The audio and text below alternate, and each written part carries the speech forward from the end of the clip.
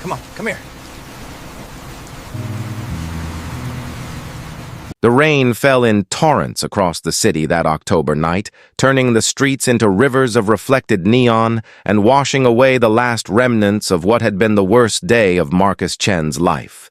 At 34, he had built Chen Industries from nothing into a mid-sized tech company with 40 employees and dreams of changing the world through innovative software solutions. Today, those dreams had crumbled to dust. The bank meeting that morning had lasted exactly 17 minutes.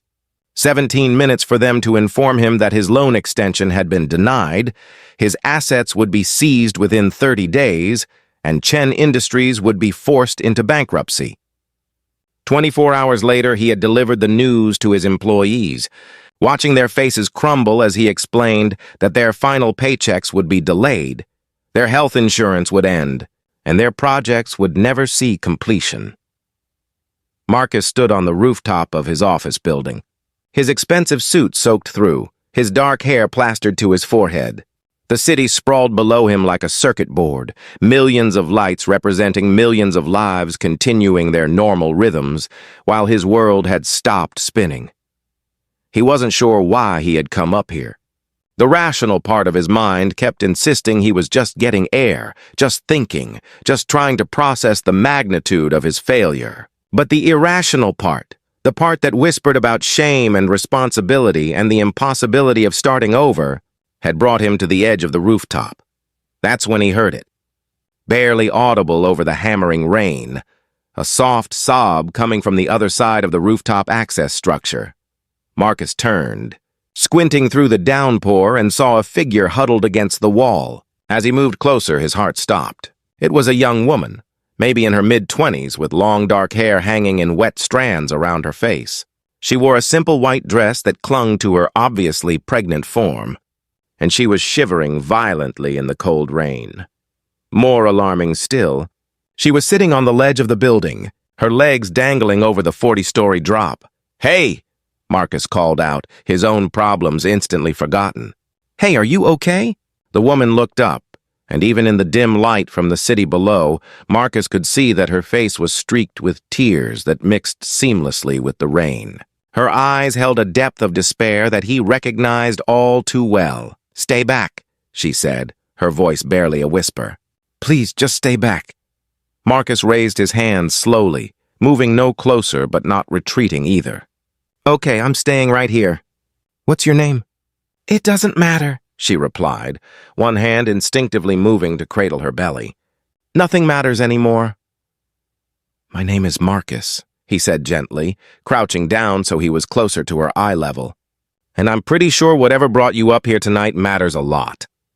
Do you want to talk about it?"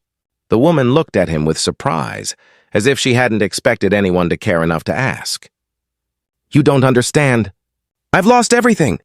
My job, my apartment, my insurance. I can't take care of myself, let alone a baby." Marcus felt something shift in his chest.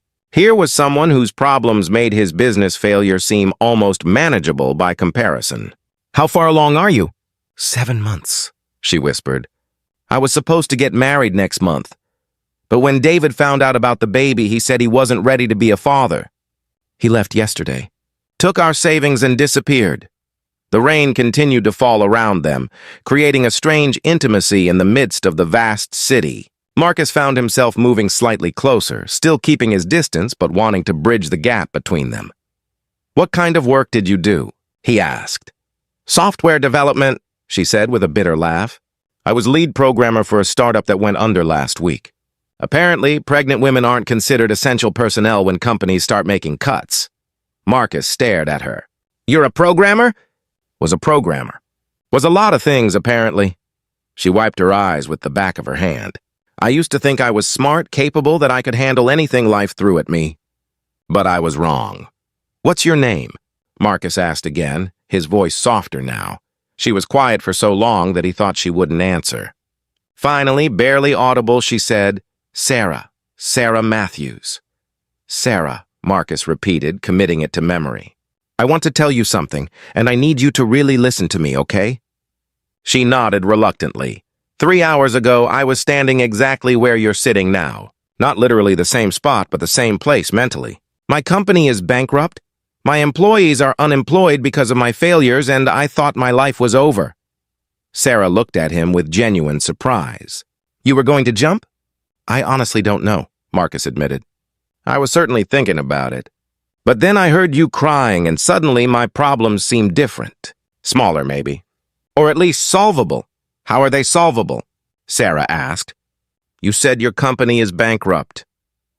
Marcus was quiet for a moment, an idea forming in his mind that seemed both crazy and perfectly logical. Sarah, can you tell me about your programming experience? Why? Because maybe we can solve both our problems.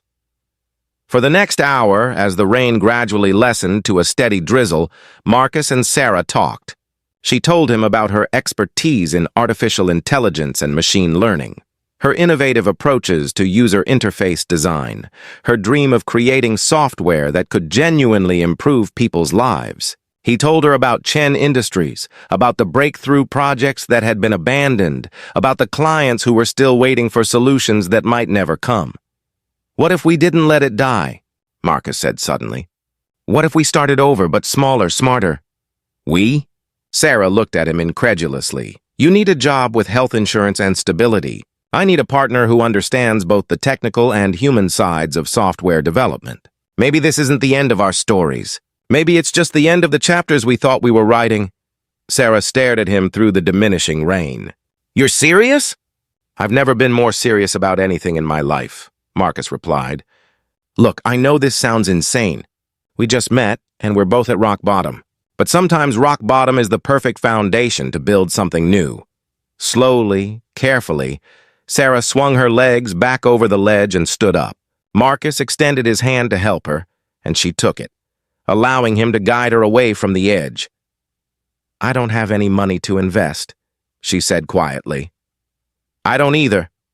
Marcus laughed. But I have something better. I have hope again, and I think you might too. 6 months later, Sarah Chen, formerly Sarah Matthews, sat in the small but bright office of Phoenix Technologies, the company she and Marcus had built from the ashes of their former lives. Her son, David Marcus Chen, slept peacefully in a bassinet beside her desk, while she put the finishing touches on a software program that would revolutionize how small businesses manage their customer relationships. Marcus knocked on her office door, carrying 2 cups of coffee, one decaffeinated. How's the debugging going? Almost finished, Sarah replied, accepting the coffee gratefully. This program is going to change everything for companies like Rodriguez Electronics and Miller's Bakery. They'll be able to track customer preferences, manage inventory, and improve service quality all through one simple interface. Just like we planned, Marcus said, settling into the chair across from her desk. He looked at the sleeping baby and smiled. How's our little co-founder doing? Growing fast and keeping me up at night? Sarah laughed. But I wouldn't trade this for anything.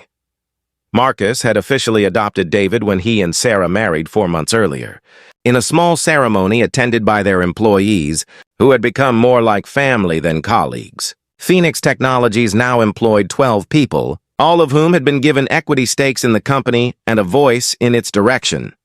Sarah, Marcus said, his expression growing serious. I need to ask you something. What is it? Do you ever think about that night? About what might have happened if we hadn't met on that rooftop? Sarah was quiet for a moment, her hand instinctively moving to her son's tiny fingers. Every day, but not with regret. With gratitude. Gratitude? That night I thought losing everything meant I had nothing left to give. But sometimes you have to lose everything you thought you wanted to discover what you actually need. She looked at Marcus with eyes that sparkled with contentment. I needed a partner who understood that business success and personal fulfillment aren't separate goals. I needed someone who could see potential in disaster and hope in despair. Marcus reached across the desk and took her free hand. I needed someone who could remind me that the point of building something isn't just to prove you can do it, but to make life better for people who matter. As evening fell over the city, Sarah gathered her things to head home to the modest apartment she and Marcus shared. The same city skyline that had once seemed like a final destination, now representing infinite possibility. Phoenix Technologies was growing steadily, not through aggressive expansion or venture capital funding, but through careful attention to their clients' needs and genuine care for their employees' well-being. The rooftop where they had met was now just another building in the landscape, but Marcus and Sarah had made it a tradition to return there every year on the anniversary of that rainy October night, not to remember how close they had come to ending their stories, but to celebrate how beautifully those stories had continued. Because sometimes the worst night of your life becomes the first day of the life you were actually meant to live. Sometimes losing everything makes room for gaining something better than you ever imagined. And sometimes the person who saves you is also the person you were meant to save in return. The rain that had seemed like an ending had actually been a beginning, washing away the lives they thought they wanted to make room for the life they were meant to build together. Their company motto, printed on every business card and displayed in their lobby, read simply, "Phoenix Technologies, Rising Together." It was more than marketing copy.